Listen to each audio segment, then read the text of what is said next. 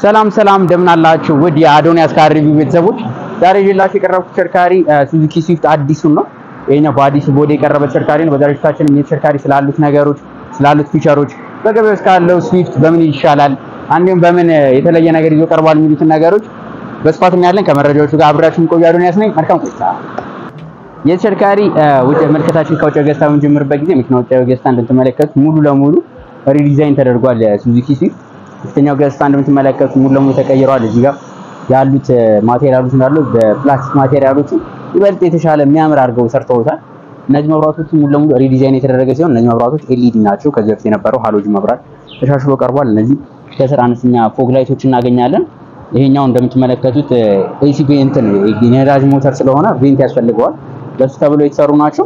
ከዛ በተጨማሪ ደግሞ ከስር እንደምትመለከቱት አነስተኛ አየር ማስገቢያ አለ። መኪናው ትሪም ሌቭል በሚጨምርበት ጊዜ ካሜራዎች እንዲሁም ራዳሮችን እናገኛለን። ይሄኛው ትንሽ ዝቅተኛው ትሪም ሌቭል ስለሆነ እነዚህ ነገሮችን ይዞ አልቀረበም። እዚህ ወደ ጎን ገጽታው በሚሄድበት ጊዜ ደግሞ የተሽከርካሪ የጎን ገጽታው እንደምንመለከተው የተገጠመለት ሸርኪ ከበፊተኞቹ ጋር ሳይዙ ተመሳሳይ ነው። ነገር ግን ዲዛይናቸው ሙሉ ለሙሉ ቀይረውታል። በአዲስ ዲዛይን የመጡ መኪናው ቬንቲሌትድ ዲስክ ነው ለፊተኛው የተገጠመለት የፍሬን ሲስተሙ ማለት ነው።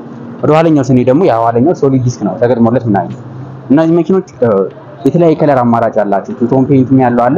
እንደዚህ ደግሞ አንድ አይነት የቦዲ ከለር ያላቸው አሉ። ይሄኛው ሙሉ ለሙሉ ማኑዋሊም ኤሌክትሪካሊ መጣጠፍ እንዲሁ መዘርጋት ይችላል። እንደ ትሪም ሌቭል ልዩነት ቢኖራቸውም ማለት ነው። ኪለስ ኢንተሪ የተገጠመላቸው ናቸው።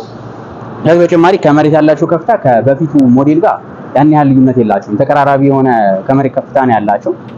የበፊቱን ወዳችሁት ግን አዲስ ለየት ያለ መኪና የምትፈልጉ ከሆነ እነዚህ መኪኖች አሪፍ ናቸው። የኋለኛው ከፍሬን ሲስተም ለፊተኛው ቬንቲሌት ዲስክ ለኋለኛው ደግሞ ድራም ናቸው። እነዚህ ID6 ላይ ራሱ የምናገኘው አይነት ትንሽ ቆየት ያለ ቢሆንም ID6 ላይ ራሱ የምናገኘው አይነት የፍሬን ሲስተም የተሽከርካሪ የኋላ ገጽታው እንደምትመለከቱት ይሄንን ይመስላል። ከበፊተኞቹ ሞዴሎች የተሻለ ለየት ያለ መብራት ተገጥሞላቸው እናገኛለን።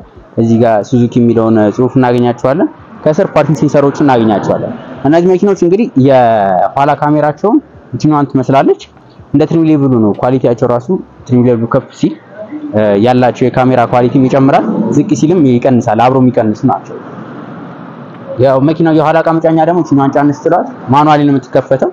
የኋላ ዕቃ መጫኛው ደግሞ እንደምትመለከቱት ይህንን ይመስላል። ትልቀቱ ይህንን የሚያክል ትልቀት አለው። እዚህ ላይ ይፈልጋችሁትን ያህል ዕቃ መጫን ያስችላችኋል።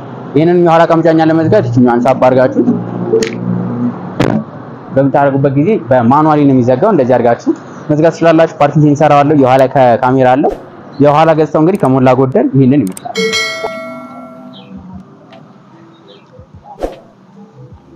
ወደ መኪናው ውስጣዊ ገጽታ እንገባበት ጊዜ የመኪናው ውስጣዊ ገጽታ እንደምናውቃቸው እንደሌሎች ስዊፍት ተሽከርካሪዎች አይደለም። ከሱ ተሻሽሎ የቀረበ ተሽከርካሪ ነው።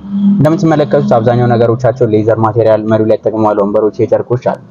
ነገር ግን አንዱ ካንዱ በምን እንደሚሻል ከማውራታችን በፊት ለዚህ ቻናል አዲስ ከሆናችሁ በዚህ ቻናል ላይ በየቀኑ ማለት ይቻላል የመኪና ሪቪው ይዘን ስለምንቀርብ ሰብስክራይብ ያድርጉ።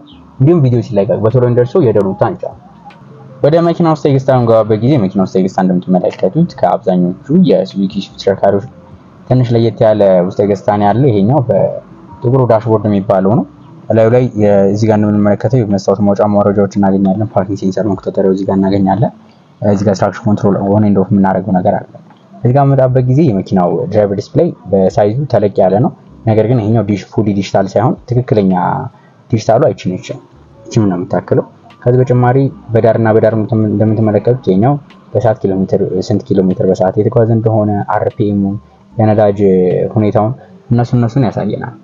ይህ ተሽከርካሪ እንግዲህ የነዳጅ አጠቃቀም 22 ኪሎ ሜትር በሊትር ድረስ የመጓዝ አቅም እንዳለው እዚሁ ላይ መመልከት እንችላለን። እነዚህ መኪኖች ላይ የተገጠመላቸው መሪ በምናይበት ጊዜ እነዚህ መኪኖች እንደምትመለከቱት ሙሉ ለሙሉ በሌዘር የተሸፈኑ መሪ የተገጠመለት ሲሆን እዚሁ ላይ የተለያዩ የቮይስ መቆጣጠሪያ አለ። እዚህ ጋር ደግሞ የክሩዝ ኮንትሮል ሴት የምናደርግበት አለ። የስልክ ማንሳያዎችን እዚህ ጋር እናገኛለን። ከበፊቱ ሱዙኪ ስዊፍት ታዲያ ምንድነው የተለየው ካላችሁ እዚህ ጋር እንደምትመለከቱት በዳርና በዳር በኩል ፕላስ ኤንድ ማይነስ ምን ነገር አለ። ከዚህ በፊት 200 ቱክሰን የሚባለው ተሽከርካሪ ላይ ሪቪው ስንሰራ ያየነው ነገር ነው። ይሄ ፕላስ ኤንድ ማይነስ እቺኛዋ የአውቶማቲክ ተሽከርካሪ ስለሆነች እሷንም በማኑዋል ሞድ መነካት ከፈለጋችሁ ይሄኛው ፕላስ ኤንድ ማይነስ ያደርጋችሁ ማርሹን የጨመራችሁ እንዲሁም የቀነሳችሁ ማሽከርከር የሚያስችላችሁ። ወደዚህ ስንመጣ ደግሞ ኢንፎቴይንመንት ስክሪኑ በሳይዙ መካከለኛ መጠን ያለው ነው። እዚሁ ላይ የናቪጌሽን እንዲሁም ስለ መኪናው መረጃ ለማግኘት ስልካችሁን ኮኔክት አድርጎ ለመጠቀም እነሱ የመሳሰሉ ነገሮችን የሚያስጠቅማችሁ ነው። እዚህ ጋር እንደምትመለከቱት ኤሲ ቬንቶች እናገኛቸዋለን። ዝቅ ስንል ደግሞ እዚህ ጋር የተለያዩ የኤሲ መቆጣጠሪያዎችን የምናገኝ ሲሆን ከሱ ወረታች ደግሞ እዚህ ጋር ዩኤስቢ 12 ቮልት ሶኬት አለ። ከዚህ ጋር ደግሞ ዩኤስቢ ቻርጀር አለ። ዝቅ ስንል እዚህ ላይ እቃ ማስቀመጫ ቦታዎች የምናገኝ ሲሆን ካፕ ሆልደሮች እዚህ ጋር እናገኛለን። ማርሹም እንደምትመለከቱት ይሄኛው በሲቪቲ ኢሲቪቲ የሚባሉ ትራንስሚሽኖች ናቸው። እሱን እዚህ ጋር እናገኘዋለን። ለመጠቀም ቀላል ናቸው። ሃንድ ብሬካቸው ማኑዋል ሃንድ ብሬክ ናቸው እነዚህ መኪኖች። ወንበሮቻቸውን በምናይበት ጊዜ ደግሞ እነዚህ ወንበሮች ሙሉ ለሙሉ ኤሌክትሪካሊ ሳይሆኑ ማኑዋሊ አድጀስት የሚደረጉ ወንበሮች ናቸው። ከዚህ በተጨማሪ ደግሞ ወንበሮቹ የጨርቅ ወንበሮች ናቸው። እዚሁ ላይ እንደምትመለከቱት ደግሞ እቃ ማስቀመጫ ቦታ ከፈለጋችሁ እዚህኛው ላይ አታገኙም። ነገር ግን እዚህ ጋር ራሱን የቻለ ክለብ ቦክስ አለ። እሱ ላይ የምትፈልጉትን ያህል እቃ ማስቀመጥ ያስችላችኋል። የመኪናው ውስጥ ገጽታ ከሞላ ጎደሉ ይሄንን ነው የሚመስለው። እስቲ ወደ መኪናው የኋላ ወንበሮችን እንሂድና የተሽከርካሪ ላይ የኋላ ወንበሮቹን እንመልከት። ወደ መኪናው ውስጥ ገጽታ የኋላ ወንበሮች ስንመጣ የኋላ ወንበሮቹ ሄድሩም ላይ ጥሩ ነው ያላቸው። ዝቅ ስንል እዚህ ጋር ሌግሩም ላይም ጥሩ ነው ያለው። ወደ ታች ከእግር ላይ ጥሩ የሚባል ቦታ አላቸው። እነዚህ መኪኖች እንግዲህ ይሄኛው 3 ሰው የመጫን አቅም አላቸው። እንደምትመለከቱት እዚች ጋር ካፕ ሆልደር የላቸውም። ከዛ ውጭ ያለው ነገራቸው ግን በጣም ጥሩ የሚባልና ለ3 ሰው በደንብ ልንንቀሳቀስባቸው የምንችል ተሽከርካሪዎች ናቸው። አነስተኛ ቤተሰብ ካላችሁና ከሲዳን ተሽከርካሪ ሃይብሪድ ሃችባክ ተሽከርካሪ ይሻለናል የምትሉ ከሆነ እነዚህ መኪኖች የእናንተ ምርጫ ሊሆኑ ይችላሉ። እስቲ ወደ ፊተኛው ገጽታው እና ደግሞ የመኪናው ፊተኛው ገጽታው ላይ ምን የተለየ ነገሮች አሉት፣ የነዳጅ አጠቃቀሙ እንዴት ነው፣ የሚጠቀመው ምን አይነት ሲስተም ነው የሚሉትን ነገሮች ከነዋጋው ሲመለከት የተሽከርካሪ ቦዲ ታይፕ ነው እንጂ የተቀየረው አብዛኛው ነገሮች ከበፊተኞቹ ሞዴሎች ጋር ሞተራቸውም አብዛኛው ነገራቸው ተመሳሳይ ነው። እነዚህ መኪኖች በ1200 ሲሲ በአራት ፒስተን ሞተር የተገጠሙ ሲሆን የተገጠመላቸው ትራንስሚሽንም ሲቪቲ ትራንስሚሽን የተገጠመላቸው ናቸው። የበፊተኞቹ ኤጂኤስ ነበር፣ ይሄኛው ሲቪቲ ነው። ይበልጥ የተሻሻለው ማለት ነው። ጥንካሬ ያላቸው ናቸው። እነዚህ መኪኖች ነዳጅ አጠቃቀማቸው ቀደም ውስጥ ላይ እንዳየነው 22 ይላል። እንደ ነዳጁ ጥራትና እንደ መንገዱ ሁኔታ ነው።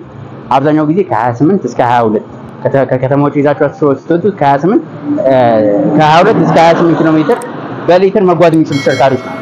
እነዚህ መኪኖች ዋጋቸው ስንት ነው ታዲያ ካላችሁ እነዚህ መኪኖች የወጣላቸው ምሽጫ ዋጋ በ3,750,000 ብር ለገበያ ቀርቧል።